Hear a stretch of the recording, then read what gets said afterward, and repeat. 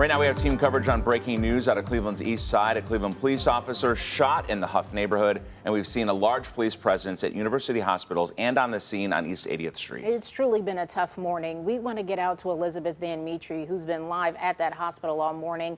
Elizabeth, talk about what you just saw.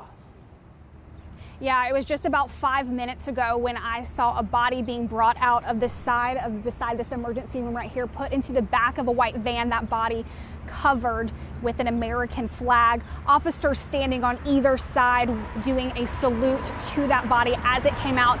Then we saw a group of police officers as well as that white van take this turn here and drive this way here. Now this morning EMS confirmed that another man was taken to the hospital. They would not confirm if they were wounded or in the shooting or the extent of their injuries. We do know Cleveland police were called to East 80th off of Wade Park for reports of shots fired.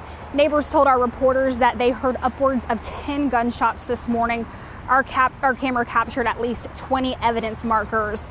Now this morning we are also following up on a presser that is happening in just a few minutes. We're going to go ahead and send it back to the anchors in the studio. All right, Elizabeth, thank you. Yeah, now we want to get over to Mike Holden, who joins us live from the 3rd District Police Headquarters. Mike, we know that a news conference is going to be happening pretty soon here. Guys, coming up in about 30 minutes, that's when Cleveland police will address the media directly after this Cleveland police officer was shot just 6 minutes away from where I'm standing live this morning. I actually just left that crime scene over along East 80th Street in Cleveland's Hough neighborhood, and what you're seeing are several Cleveland police officers rolling up to this area. It is really Media Central Station and a very difficult and challenging morning for these brothers and sisters in blue as they are processing a Cleveland police officer shot while in the line of duty. It is not entirely clear what led up to this incident, but I want to take you back to that initial crime scene. I mean, we were there throughout the course of the evening, well into the morning hours. News 5 was there following Cleveland police when they rushed to East 80th right off of Wade Park. That initial call coming in just after 1:30 this morning for a shooting. Our camera captured at least 20 different evidence markers scattered in the roadway. We saw a bicycle, we saw a medical kit. Cleveland EMS did confirm that they transported a man with minor injuries. When we asked if that man suffered from a gunshot wound, they said they could not confirm. We then confirmed shortly after through Cleveland police that in fact one of their police officers was shot there on that scene. We spotted officers embracing, you see it right here in the video, incredibly tense and emotional, holding one another, hugging. At one point, we watched an officer wiping tears away from his face. Officers from every single district, including Case Western, as well as the Sheriff's Department, were there on scene.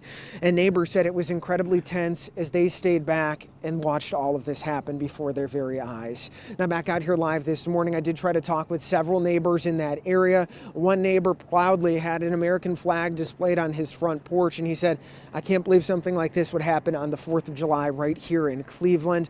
Neighbors said again they heard upwards of 10 gunshots back to back to back.